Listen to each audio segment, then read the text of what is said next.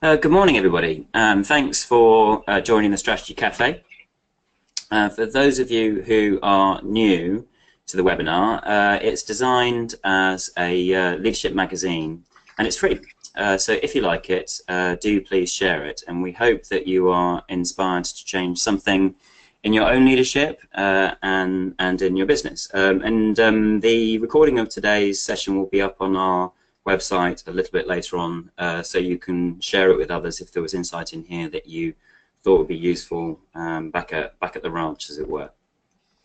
I'm really excited about our forthcoming attractions. On the 16th in particular, we hope to have Nick Easter, defence coach at Quins. Nick and I met recently and had a fantastic conversation about key performance indicators.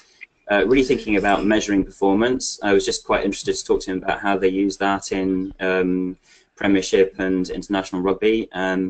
Really interesting conversation about when KPIs work, when KPIs are leading you in completely the wrong direction, reading KPIs in context. It's a really fantastic sort of breakdown of how to measure and understand measures in looking at individual performance. So that should be an absolutely superb Strategy Cafe. So please register for that. It's kind of a unique opportunity, I think. And then we're hoping that Nick will also be our keynote in January for the next Directors Forum.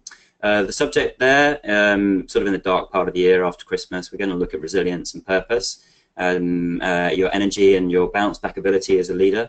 And I just thought the keynote from Nick on rugby coaching, digging deep to win, when you're on the back foot, when you're in the heart of a difficult match, would be fantastic place to go. So he'll be our keynote on the 24th of January. And then coming up on the 23rd of November, we're starting our Executives Leaders Forum. So the first one's going to be free. So the invitation is going to come out to you all soon. It's designed for people who are in major leadership positions, not yet directors, not in a directorship position. So a room full of peers starting to think about how to have an impact on their own leadership and create that leadership one-page plan. Be a 3-hour session up in London with networking to follow. So please come along to that. It's our inaugural session, and we think it's going to be fantastic, and looking forward to meeting some of you there. So I'm absolutely delighted this morning to have Darren Hayward as our leader interviewee. Darren, as some of you may know, is managing partner at Nockolds Solicitors. Morning, Darren. Good morning, Nick. Thank you for inviting me to come along. It's a real pleasure to be here this morning. Fantastic to have you. So tell us all about you and tell us about Nockolds. Okay, so by way of background, so we are a law firm. We currently have 13 partners, around about 150 staff. We have 2 offices.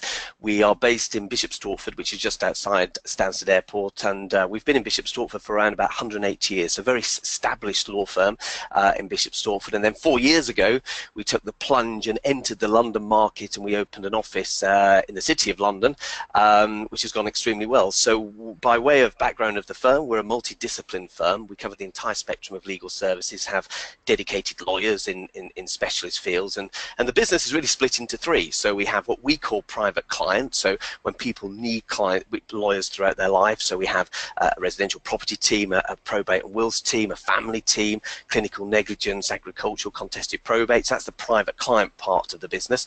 We have a commercial part of the business. We have a commercial property team, a litigation team, employment, company commercial, dealing with commercial and business matters for clients. And then we have an international team. We set that about 5-6 years ago, helping British people who have interests, litigation, property interests around the world. So we've grown quite significantly over the last few years. Myself, well, I joined Nockolds in about 2003. I'm an employment lawyer by background. I became a partner at Nockolds in around about 2006, and then was elected in 2010 as managing partner, and I'm still there today as managing partner of Nockolds. So, as I say, multidiscipline firm based in Stortford and in London, and we've seen some really good growth for the last few years. I was really pleased to hear about that. You were talking to me about the level of growth. Give us an idea of the numbers. Okay, so as I say, we've been in Bishop Stortford in a very, if I can put it bluntly, a very traditional high street firm for a significant period of time, operating on the very traditional partnership model. We were around about, for the vast majority of our history, around about 2.53 million. When I took over in 2010, we were around about 3.2 million, and then with various things that we've put in place, we've grown over the last 6-7 years to just under 8 million, and then we have a vision, our 2020 vision, of we set it to reach 10 million. So it's entirely organic growth. So we're in a very exciting period of growth for us, and as I say, it's entirely organic, but we've really just got our house in order, been very clear in what we seek to achieve, and really just a clear strategy in place, and we've managed to achieve it. And as a result of that, we've seen some really good growth, and there's real energy about the business. I particularly liked the Sunday Times list stuff. Just kind of give us that one. Yeah, so what we've done, I mean, I think lots of our growth over the last few years is, I mean, my view is, what I've come to learn as a managing partner is that you're only as good as the people you have in place. I think it probably helps that I'm an employment lawyer to some extent, but we've recruited extremely well over the last few years. And as a result of that, we've got some fantastic, very talented lawyers, and so we're in the various legal directories in terms of leading lawyers in the country. But in addition to that, I think one of our proudest achievements is that firstly, we managed to achieve, with I think one of the very few law firms to achieve Investors in People Gold. And then for the last 3 years, we have been included in the Sunday Times Top 100 Places to Work For in the UK. So we started off at number 60, went down to 56, and then this year in February, we were ranked number 23 in the Top 100 Places to Work For. So we're very proud of that, and it's a credit to all the people that we've got on board. I just think that's wonderful, and I think it's also kind of really interesting. We'll come on. I know we're going to come on to it, but I think it's really interesting that you guys have been very successful. Starting out as a high street firm, really as a general practice firm, and you're still sort of holding to the value of that general practice firm and pushing it forwards. But I was just going to make a comment. I know your partners pretty well, because we work with Nockolds quite a lot, and just find them great people, great bunch of people to work with. But we all know also that in the partnership environment is, it's an odd management environment. I always say it's a bit like a PLC, where all of the major shareholders turn up to work and expect to have a vote on all the decisions, so they get confused about why they're there, and everyone finds that tough. So just interested to know how you've got that alignment amongst your partners to drive the firm forwards. What did you do, and how did you make that happen? Okay, well, Nick, we were very much the traditional partnership. I mean, if you had to think of a traditional partnership, we reflected just that. So in around about 2009, 2010, we had 9 partners. I mean, when I joined the firm, I could see there was real potential, but I think partnerships, most professional practices operate as a partnership, and it's probably arguably one of the worst ways to run a business, because you get a group of guys, people or individuals around a table, and they've all put their money into the pot, so therefore they all want their say, but there's no real sense of management. So again, by way of example, we used to meet as a partnership every 3rd Wednesday of every month. We'd probably just see the very same agenda that we had the previous month. We talked about the very same things we talked about the previous month, and on the very rare occasions we ever made a decision, nobody ever did anything about it. I think even strategy, we'd think of a strategy, but then nobody was responsible for implementing the strategy, and I think that's one of our problems. So we were in effect really 9 sole practitioners, looking after our teams, looking after our clients, but moving in very different directions, and there was no real sense of collectivism at all. And we were, as I say, 9 sole practitioners under one umbrella, and we had no real sense of membership, of leadership. We all got on very well, we all liked each other, but we weren't really, we were drifting as a partnership. So what we did was really take the decision to say, hold on a minute, why don't we just think about adopting a more corporate approach? And rather than in lots of partnerships that you identify a managing partner and say, well, you have a go, you see how you get on. What we decided to do was really to think about how we wanted to deal with this, because it was a real major change for us. So I drafted a job description for a managing partner, and we decided to have a structure where we'd have a managing partner and a very small management board consisting of 3. And rather than just somebody say, okay, I'll have a go, what we did for the very first time was hold an election, and it was a contested election, and so a number of partners stood, and even to this day, when I got elected, I didn't know who voted for me. So I was elected managing managing partner. We also had a management board election, and as I said, the politics which often exists in partnerships was eradicated. We managed to wade our way through that, and we had elected a managing partner and a management board. And for the very first time in our 180-year history, the partnership had spoken. So as I said, I don't know who voted for me. It was a secret ballot, but the simple fact that one individual had been given the mandate to be the managing partner, and we had a management board, and that fundamentally, Nick, liberated the partnership. And what we did for the very first time was have a structure whereby we actually made a decision of partnership, and then somebody had the responsibility of implementing. It's really interesting. The management board does not make the decisions. The partners make the decision. All my job is, and the management board job is, really implement it. And once we communicated that to the staff, and quite clearly we got it right at the top, then that just led us to start moving the firm forward. I think we should have done it perhaps decades before, but for us that was a fundamental watershed in our very long history. I think it's a really great point you make about who is making the decisions and who's doing the implementing. So we come across this all the time in helping partnerships move forwards. And often you get a resistance or a sense of difficulty amongst the partner team to the idea of giving a smaller group, a sub-team, what appears like delegated authority to run it. They get nervous, having been that sort of chambers, if you like, for many years, about losing their influence. But I think your approach is the right approach, which is to really be accountable to the partner team, and that doing that well, communicating really well, for me always seems to be the key to keeping them on board with your authority. Yeah, I mean, again, it's all very well looking back now and go, that was a real turning point. But for us as well, it brought its own challenges, because whilst certain partners were not really interested in management, they wanted just to do the lawyer work, so to speak. They equally felt rather uncomfortable about delegating responsibility to someone else and them having the responsibility.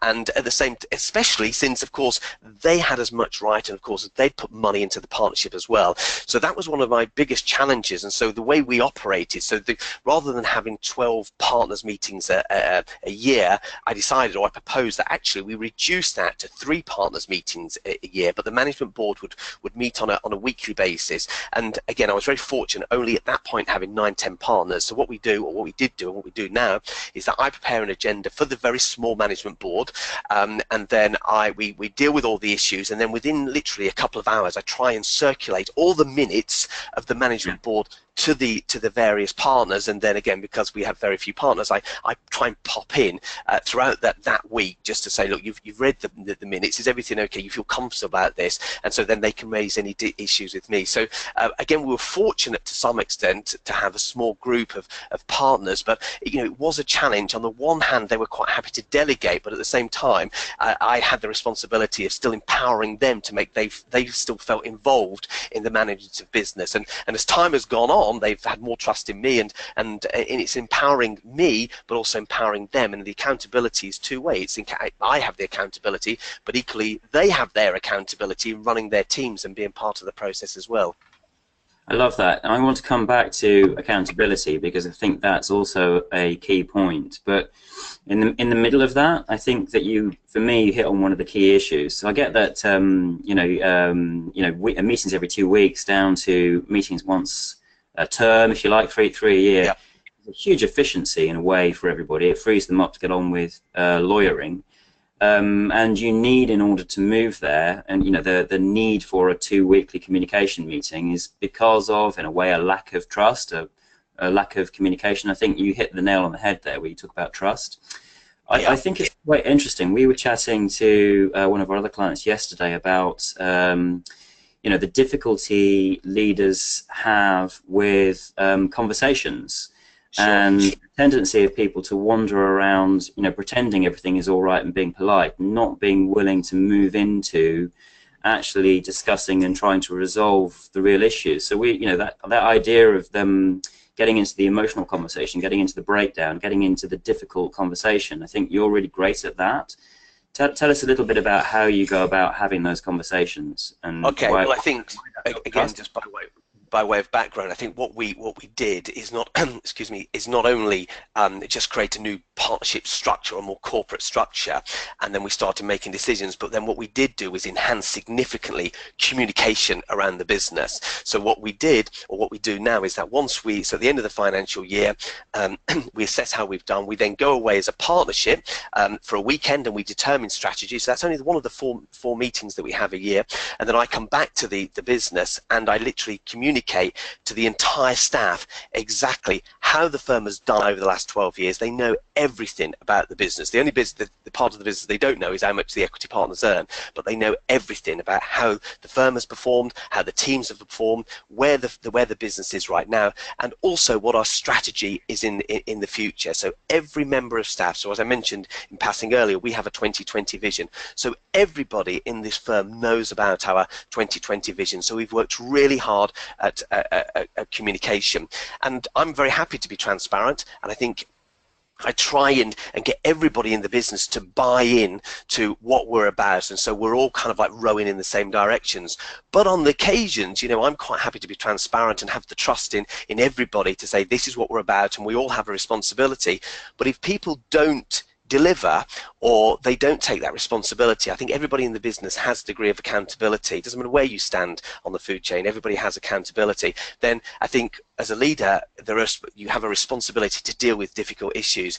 I think partly I'm quite fortunate because of my employment law background, like for lots of employers, and most disputes occur in the workplace because either managers or leaders just don't deal with issues at all. What I've come to learn is that staff are very perceptive. They're far more perceptive than we perhaps give them credit for. They know who is a high performer and who perhaps doesn't perform to a very high standard, and who's quite frankly lazy as well. And that can have a real negative impact on a business, and it can have in two forms really. Firstly, it can seriously damage morale in the business because somebody's thinking, well, hold on a minute, why am I doing all this work when they're not? And secondly, what the worst scenario is that those very high performing employees think, do you know what, kind of like, why the hell am I doing all this? I might as well go off. And then the employer loses the high performing employees. And I think one of the keys to a manager, to a supervisor, to a leader is to nip things in the bud. As I say, as an employment lawyer, I found that most disputes occurred because there's either a lack of communication or things are not dealt with, and that's exactly what we're seeking to do now. So during my time as managing partner, you know, it's not all rosy, and you do have to have very difficult conversations, and not just with members of staff but partners as well. I think, you know, it's all very well delegating the responsibility to me, but that doesn't relinquish them of their accountability. And so I think we are a lot more transparent, but you know, I don't run this business with an iron fist. There's a lot of openness, there's a lot of trust, but I accept people. Trust is a two-way process, but you know, on occasions then I have had to deal with, you know, partners or have difficult conversations, and sometimes it comes to the point where it's in the interest of the business and the individual we go our separate ways, and that's absolutely fine. I think you can always do something, you can always have a conversation in a very positive way. I think the great unforgivable act of a leader is not having those conversations and not dealing with matters. I love that. The unforgivable act of a leader is not to have the difficult conversations. I think that's absolutely spot on, and what a great line. I think that's a really great line which completely resonates, and I'm sure it will resonate with many people out there listening. I love that. So trust is built, I think I'm hearing, from consistency, from firmness, from having shared goals, from trying to help people, empowering people, but fundamentally insisting that they stick to their accountabilities in the same way that you're expected to stick to yours. So leadership in a way is like a trade. It's a trade-off between our shared accountabilities, and I think that's a very, very powerful position to take. I really loved, you know, you have your strategy away days with the partners, and the process that you use there, I think, is kind of quite cool. It won't suit everybody, but I think it suits you really well. So just tell us a little bit about the process, how you get everybody engaged, and you know, how you get the creation of their numbers that they got to deliver. Okay, so again, the strategy is probably the most important meeting for us. And whilst, you know, we've changed our model and we're far more corporate now, and I have the responsibility of implementing the strategy, fundamentally it is the partners, not me, that determines the strategy. And so what we do, we go away for a couple of days, and then about 8 weeks prior to the strategy weekend, I circulate a questionnaire to all the partners, and it's a questionnaire which which in effect says, look, where do you think, what do you think our strengths and weaknesses, opportunities and threats are right now? Where do you think the business is right now? And where do you want this business in the future? Where do you see it in the future? So they have about 2-3 weeks. They fill all the questions out. They are entirely anonymous. They don't have to be, but I invite them to make them anonymous, and they come back to me. And it's essential, though, it's absolutely essential that every partner engages in this process. I mean, I say to them, if you can't be bothered to fill out the questionnaire, don't even bother coming to the strategy, because you don't deserve to be there as a partner.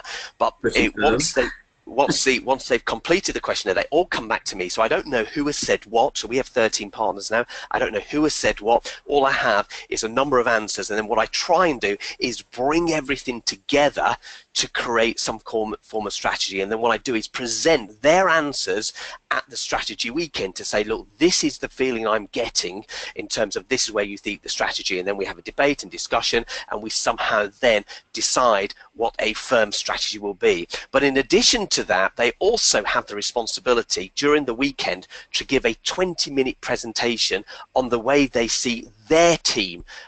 So we've set this 2020 vision, so we know where the firm's going to be in 2020 vision, but I want to know what contribution they and their team's going to make to the 2020 vision. So they have 20 minutes to prepare or to deliver a presentation to the rest of the staff, to the partners, to explain where they see their team. So I say to them, look, don't come to strategy unprepared, or to waffle on about secretarial disputes or triviality. I want to know big thinking in terms of where you see your team, and I'm going to write down everything you say in the next 20 minutes, and I'm going to hold you all accountable. I'm quite happy to be accountable for the firm, but you all have accountability for your own team. So by the end of the weekend, we not only have a firm vision, but we also have the individual teams having their own vision, and then the partner has accountability. I mean, I quite like football analogies, and I always say to the partners, you are in effect your own football manager.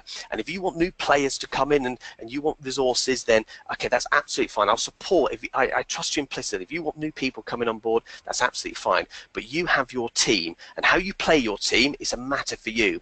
But we all know that if football teams don't deliver, it's not the players, it's the manager that's held accountable. And we all know what happens to managers, football managers, if the team doesn't perform. So I think, we have hopefully an honesty, but there is accountability that if you want to be a partner of this firm, I think it's a great firm. I'm very proud of this firm. We've got some phenomenal clients, we've got phenomenal staff, but as a partner, you have huge responsibility, and you need to perform to a high level to ensure that you stay and remain part of the future of the business. I think it's fantastic. The idea of public commitments, like a ceremony where you stand and you make a public commitment. We all know how powerful those are in our lives, and just in connection with creating personal accountability to stand and make a public commitment, a statement about what I'm going to achieve for you, my team, my colleagues, my firm, is a very powerful thing. Quite challenging, I think, for people to stand up and do that, and I imagine it sets the bar in terms of what you're expecting from them for the rest of the year. So it's a really, really clever and engaging way of doing it. I think it's very good. I'm really keen just to hear about what's ahead for you. So what would you say to the audience is Nockolds' key challenge in the period ahead? We have this ambiguous market with Brexit sort of flopping around all over the place. And what are your thoughts, and what's Nockolds got to do? So our key challenges in the future, really, I think, is we're a victim of our own success really. So we've recruited some really good guys and we've raised the profile of the firm, but now we're becoming bait for other firms. So I think the key for us to do what we want to do is, as I mentioned earlier, you're only as good as the staff you've got, and the number one priority for this firm is just to retain the staff we've got and to continue to recruit. I think that's a big challenge for every business, not just law practices or professional services, but for every business. It's just to recruit the very best guys, and then when you've got them, is to retain them. So I think that's one of the big challenges to some extent. I think the second thing for us is that, again, part of the partnership, where we are as a partnership, we have people in different stages of their life to some extent, really. And I think one of my challenges is to manage kind of like short-term partner ambitions with long-term investment. We're very ambitious as a firm, and we're trying to invest in the future. But equally, I respect that certain individuals are coming to more twilight years of their lives, and so we've got to manage those conflicting forces to some extent. And I think the third thing for us as well is just really preparing for the next generation of leaders. You know, I'm very fortunate, I've got a great partnership team in place right now. It all seems to be working well, but, you know, kind of like, you know, eventually we'll pass the baton on to a new generation. And I think every leader and manager has the responsibility of not running the business right now, but looking in the future and think, okay, when my time is over, who's going to take over? And I think we all have responsibility to nurture and identify those individuals and start giving them the responsibility to hopefully be in a position so they have the skill set. I mean, it's interesting, you know, again, I suspect as a law firm, you know, historically we've had people who have been fantastic lawyers, great with clients, bill every month, and are really talented lawyers, but the skill set of a lawyer is very different to that of a manager and a leader. And I think we've got to ensure that people who are working for us have or given the support not only to be technically very good, but for those that have ambitions in the future, to provide them with the tools and the skills to ensure that they can nurture their own leadership skills, so they then eventually can move on and take on the baton when eventually this current generation moves on as well. Really interesting stuff. Thank you on behalf of all of the listeners for your insights, Darren. I'm just going to summarize what I heard there. I mean, there are some great points there throughout, but these are the sort of points that sort of resonated with me. And while I'm doing that, I put a note round. You can fire in questions for Darren into the questions area. We finish officially in a couple of minutes' time at 9 a.m., but I think Darren's happy to stay around for a few minutes for questions. So if you fire your questions into the questions area, then we can field them. And if you hang around just for a few minutes, Darren will answer questions for you. So just for me, I love the fact that a general practice firm can do well in this age of digital disruption and you know, trying to innovate new USPs. Lots of different models out there. Firms trying to do things in new ways to try and stand out. And here we have a high street firm, you know, has been around for over a century, suddenly coming alive and driving the firm forward really through great general practice, very high quality, and fantastic leadership from the whole partner team. And I think that's a standout lesson for me, that traditional methods still resonate in the marketplace if you get your leadership right. I love that thing about having the difficult conversations. Too many leaders out there shy away from that and won't stay with the difficult conversations, but that's fundamental, that honest, clear conversation to break through. Then I think Darren is just really clear around, once the strategy's been set and we have that accountability for everyone, it's all around failure to implement, and that's the most important issue. So getting behind everybody, getting the belief there from the team that it needs to be done, getting that leadership support, and really then driving the delivery forwards with everybody and making sure they've got the resources and capabilities that they need to deliver on that. Getting everyone rowing in the same direction, so from general practitioners all working under one umbrella to everyone working together. That's so powerful for me and very difficult to achieve. And that clarity that delivery is with the managers, so pushing it down to the next level, and then from them onto the troops. And I think just that overall message I get from Darren around, you know, if you have high-performing people, overall performance will grow. I just think that's a wonderful thing to hear, and I think absolutely right. And sort of a self-fulfilling prophecy, really. If you start to get the right people in the mix, you really recruit hard for talent and for culture, then it starts to grow of its own accord, and that can be pervasive for everybody. Fantastic lessons there. So just a reflection back to everybody as we wrap up the session today before questions. So what's your key insight? Those were mine. I just wonder what your thoughts are. I'd love to hear from you, so fire them into the chat area or questions, or email me afterwards. And what's the one thing you're going to take away from today and put into action? Just before questions then, come back and have a look at our events pages. On past events, you're going to find some fantastic stuff. Over the summer, we had that panel discussion on emerging trends and leadership issues with the 4 panelists from the previous quarter, from Amina, from Peter, from David Dunaway, and from Chris Hyland.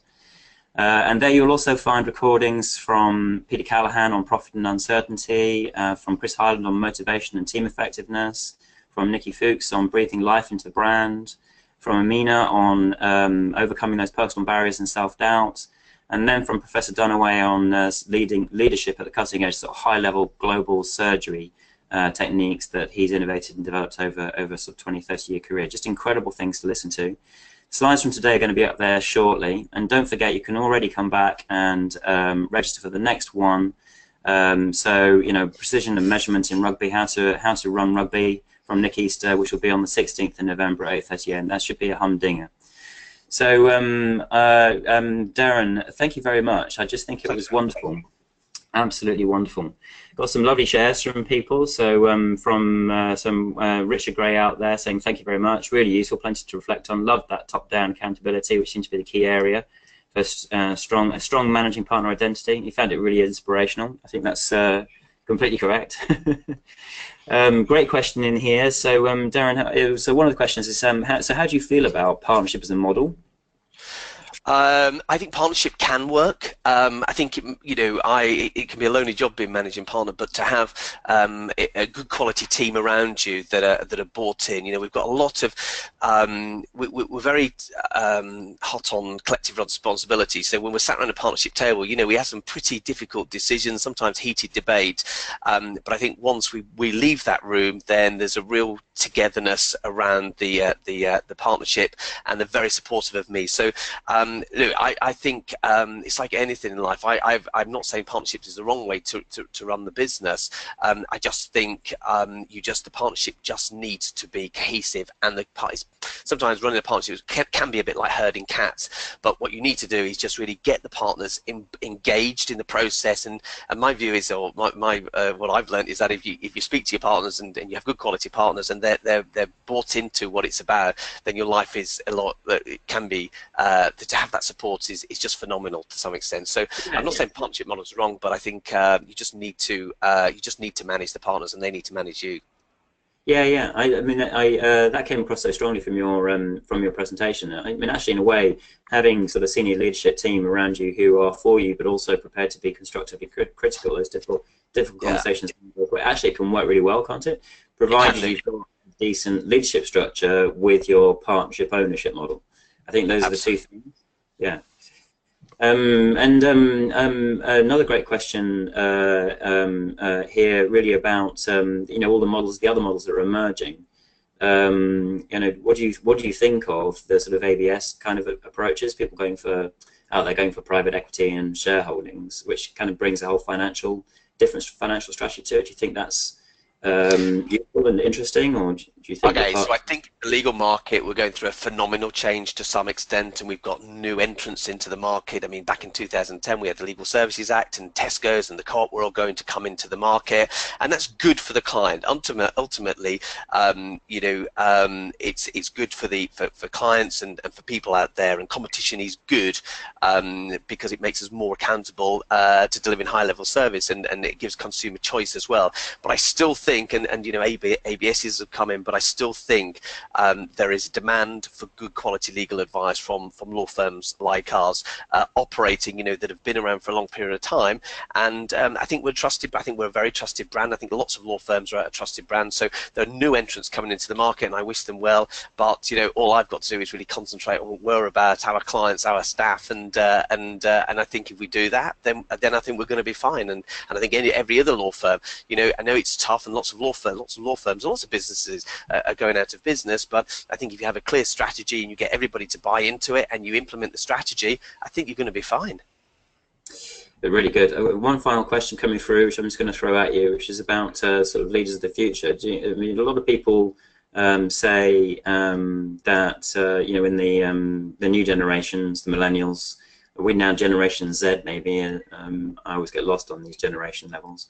That maybe the desire isn't there as it used to be. I'm not sure I see that, but I didn't hear anything like that from you. I think you've got, you're kind of saying your team are ambitious and kind of work as they always did. Is that? We have got a great team. We've got a great team. I think the only observation I would have of a young generation is that they want everything now. So we have certain individuals that kind of like going, okay, I want to be associate, I want to be a partner, and they want everything now, and they're not prepared to wait.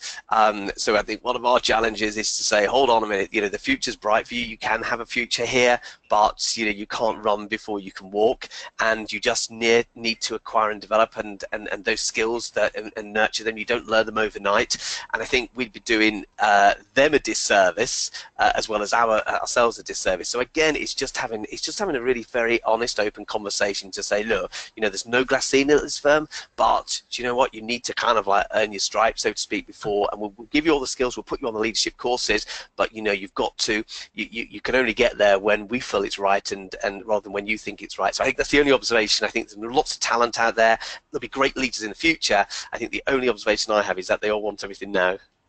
Yeah, I think that's a great answer, and I think that's true. I think that really reflects what we hear as well. It's you know, they need to get the experience as well as the sort of intellectual learning.